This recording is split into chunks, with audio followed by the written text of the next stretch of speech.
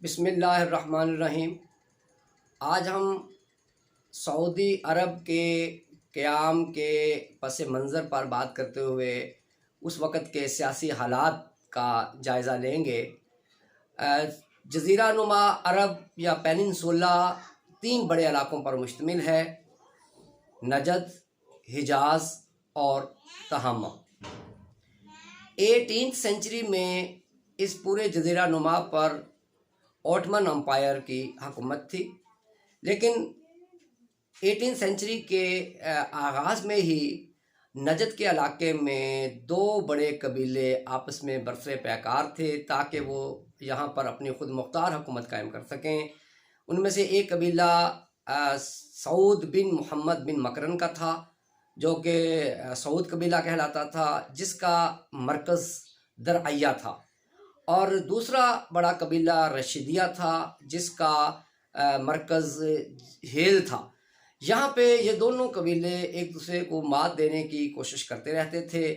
सऊद बिन मोहम्मद बिन मकरन के बाद उसका बेटा मोहम्मद बिन सऊद जब यहाँ का हाकम बना तो उसने पूरी कोशिश की कि आले रशीद को शिकस्त दे के पूरे नजद पर अपनी हुकूमत कायम कर ले।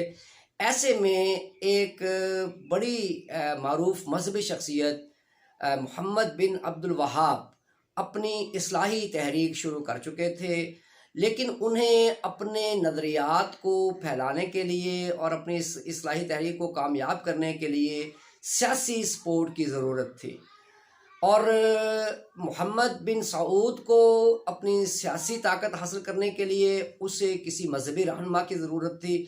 तो ऐसे में ये दोनों बड़ी शख्सियात जो थीं, मोहम्मद बिन अब्दुल वहाब और मोहम्मद बिन सऊद के दरमियान मुज़ाकरात हुए और 1745 में इनके दरमियान एक एग्रीमेंट हो गया, और जिसमें यह तय पाया कि मोहम्मद बिन सऊद मोहम्मद बिन अब्दुल वहाब के नज़रियात को फैलाने में और उसे फ़रोग़ देने में अपना किरदार अदा करेगा, जबकि मोहम्मद बिन अब्दुल वहाब जो हैं वो मोहम्मद बिन सऊद की सियासी ताकत को मुस्तहकम करने में उसकी मदद करेंगे। और अगर ये कामयाब हो गए तो मजहबी क़यादत मोहम्मद बिन अब्दुल्ला के हाथ में आएगी और सियासी जो है वो इक़्तिदार जो है वो मोहम्मद बिन सऊद को हासिल होगा। इस एग्रीमेंट का बहुत फ़ायदा हुआ, दोनों को ही फ़ायदा हुआ, और मोहम्मद बिन अब्दुल वहाब के नज़रियात बड़ी तेज़ी से फैलने लगे।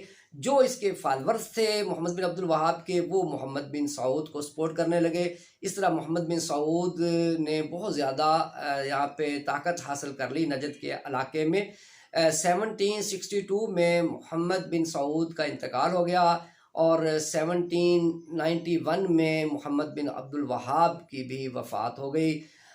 उसके बाद 1803 में सऊद का शहज़ादा अमीर अब्दुल अज़ीज़ कत्ल हो गया। तो उसके बाद जो है वो इस ख़ानदान पर बहुत मुश्किल दौर आ गया, लेकिन मुसलसल इनकी ताकत इस पूरे इलाके में बढ़ती चली जा रही थी, जिसकी वजह से ऑटमन अम्पायर का खलीफा बहुत परेशान था। तो उसने इनकी आले सऊद की बढ़ती हुई ताकत को कमज़ोर करने के लिए मिस्र के गवर्नर मोहम्मद अली पाशा को हुक्म दिया कि तुम जाकर यहाँ पे इनकी इस ताकत को ख़त्म करो। मोहम्मद अली पाशा जदीद मिस्र के बानी भी कहलाते हैं और बड़ी ताकतवर शख्सियत थे। उन्होंने 1811 में यहाँ पर आकर नजद के इलाके में आके इन पर हमला किया और पे दर पे इनको शिकस्त दी, और तो आले सऊद की ताकत बहुत हद तक कम हो गई। इस मौके का फ़ायदा उनके हरीफ जो थे रशीदिया, उन्होंने उठाया, और रशीदियों ने एक बड़ा हमला करके आले सऊद को इतना कमज़ोर कर दिया कि वो उनके लिए यहाँ पे अरसा हयात तंग हो गया नजद में। तो वो इस इलाके को छोड़ के उन्हें कुवैत जाना पड़ा। तो आले सऊद जो है वो उन्होंने जाके कुवैत में पनाह ले ली। यहाँ पे ये उसके बाद जब यहाँ से ये निकले हैं तो फिर ये जो पूरी सदी है 18th सेंचुरी, इसमें उन्हें दोबारा नजद में आकर अपना इक़्तिदार कायम करने का उन्हें मौका नहीं मिला। शहज़ादा अब्दुर्रहमान जो कि आले सऊद के बड़े मशहूर हुक्मरान थे कुवैत में, उन्होंने लोगों से इस बात पे बैत ली कि आप मेरा साथ देंगे और मैं जाके दोबारा जो है नजद में अपनी खोई हुई ताकत हासिल करूँगा और इस इलाके में अपना इक़्तिदार कायम करूँगा। अब्दुर्रहमान के एक बेटे अब्दुल अज़ीज़ जो 1877 में पैदा हुए, उन्होंने पूरी ज़िंदगी यही सुना कि हमारा इक़्तिदार नजद में था और रशीदिया ने, आले रशीद ने हमें यहाँ से निकाला था। तो उस शहज़ादे के दिल में हमेशा ये बात रही कि मैं जो है वो अपने ख़ानदान का इक़्तिदार बहाल करवाऊँगा। तो उन्होंने 1902 में अब्दुल अज़ीज़, शहज़ादा अब्दुल अज़ीज़ ने 1902 में नजद के दारुल हुकूमत रियाज़ पर हमला किया। यहाँ पे रशीदिया की हुकूमत थी, उनको शिकस्त दी और इस तरह रियाज़ इन्होंने अब्दुल अज़ीज़ ने हासिल कर लिया। उसके बाद अब्दुल अज़ीज़ की ताकत में मुसलसल इजाफा ही होता चला गया और वो पूरे इलाके पर जो है वो उन्होंने अपनी हुक्मरानी नजद के इलाके में कायम कर ली। अब वो अपना इक़्तिदार हिजाज़ पर भी कायम करना चाहते थे। हिजाज़ में 1908 में अब्दुल हमीद सानी उस्मानी खलीफा ने हुसैन बिन अली को गवर्नर मुकर्रर कर दिया था, गवर्नर मक्का, और वो शरीफ मक्का कहलाते थे। उसने शरीफ मक्का ने लॉरेंस ऑफ अरेबिया के साथ मिलकर अरब कौम परस्ती की तहरीक को फ़रोग़ दिया और सल्तनत उस्मानिया के ख़िलाफ़ बगावत कर दी। और इस बगावत के बाद उन्होंने यहाँ पे अपना पूरे इलाके में, पूरे अरब के इलाके में अपना इक़्तिदार कायम करने की हुसैन बिन अली ने अपने बेटों के साथ मिलकर कोशिश की। तो उसका बड़ा जो मुकाबला हुआ वो थे अब्दुल अज़ीज़ सऊद, अब्दुल अज़ीज़ बिन अब्दुर्रहमान इब्ने सऊद। तो गोया के ये जो अब्दुल अज़ीज़ बिन अब्दुर्रहमान बिन सऊद थे, उन्होंने पहले तो रशीदिया को शिकस्त दी, अपने जो उनके बड़े हरीफ थे, और अब उनका मुकाबला जो था वो हुसैन बिन अली शरीफ मक्का के साथ था।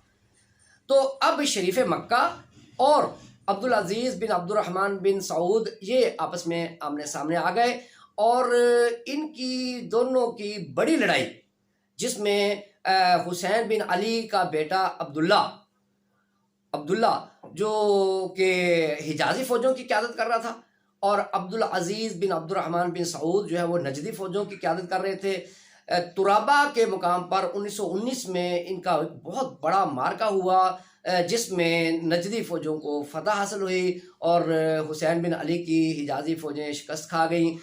उससे अब्दुल अज़ीज़ को इसकी ताकत की कमज़ोरी का अंदाज़ा हो गया हुसैन बिन अली का, तो उसने मुसलसल हमले करके इनसे बाकी इलाके भी छीनने शुरू कर दिए। 1921 में ताइफ फ़तह कर लिया अब्दुल अज़ीज़ ने, 1924 में मक्का फ़तह कर लिया और 1925 में मदीना शरीफ और जद्दा भी फ़तह कर लिया। इस तरह हुसैन बिन अली जो है वो 1924 में अपना इक़्तिदार अपने बेटे अली को सुपुर्द करके यहाँ से चला गया। तो गोया के 1924 में शरीफ मक्का जो था वो हुसैन बिन अली का बेटा अली था, और अली मुकाबला न कर सका अब्दुल अज़ीज़ का, और 19 दिसंबर 1925 को इसने मुकम्मल तौर पर अपनी हुकूमत के ख़ात्मे का ऐलान कर दिया और पूरे हिजाज से दस्तबरदार होने का अली जो शरीफ मक्का था उसने ऐलान कर दिया और यहाँ से चला गया। तो 8 जनवरी 1926 को अब्दुल अज़ीज़ बिन अब्दुर्रहमान बिन सऊद ने सल्तनत हिजाज़ व नजद कायम करके इस पूरे इलाके का बादशाह होने का ऐलान कर दिया।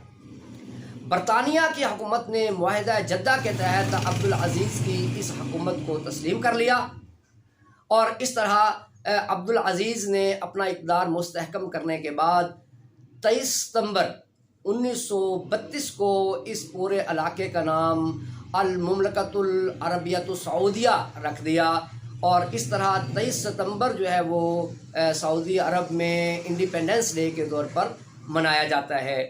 अब्दुल अज़ीज़ 1953 में जब फौत हुए तो उनके बड़े बेटे सऊद बिन अब्दुल अज़ीज़ हुक्मरान बने और उसके बाद उनका जो अब्दुल अजीज़ का के दूसरे बेटे थे शाह फैसल, वो 1964 में जब बरसर इक़्तिदार आए तो ये यहाँ से सऊदी अरब की खुशहाली का एक दौर शुरू होता है। 1964 से लेके 1975 तक का ये दौर शाह फैसल का सऊदी अरब में दौर एक ज़री अहद है। इस दौरान उन्होंने आलम इस्लाम को मुस्तहकम करने में भी अपना किरदार अदा किया और पाकिस्तान में होने वाली दूसरी OIC की कॉन्फ्रेंस को कामयाब बनाने में अपना किरदार अदा किया। वो यहाँ पर ख़ुद भी इस कॉन्फ्रेंस में तशरीफ़ लाए। 1975 में अपने भतीजे के हाथों उनका कत्ल हुआ। इस तरह जो है वो हम देखते हैं कि एक बहुत मज़बूत हुकूमत सऊदी अरब की अब्दुल अज़ीज़ बिन अब्दुर्रहमान बिन सऊद की कोशिशों से कायम हो गई। तो आज की गुफ्तगू में हमने सऊदी अरब की हुकूमत के पस मंज़र को डिस्कस किया। हमने देखा कि किस तरह जो है आले रशीद को शिकस्त देने के बाद हुसैन बिन अली का भी मुकाबला किया अब्दुल अज़ीज़ ने, और सऊदी अरब का नाम भी उन्होंने ही रखा 1932 में, और इस तरह ये सल्तनत एक मज़बूत सल्तनत वजूद में आई। तो उम्मीद है आपको ये आज की हमारी मालूमाती गुफ्तगू पसंद आई होगी। हमारे चैनल को सब्सक्राइब करें, लाइक करें और कमेंट्स दें। बहुत शुक्रिया।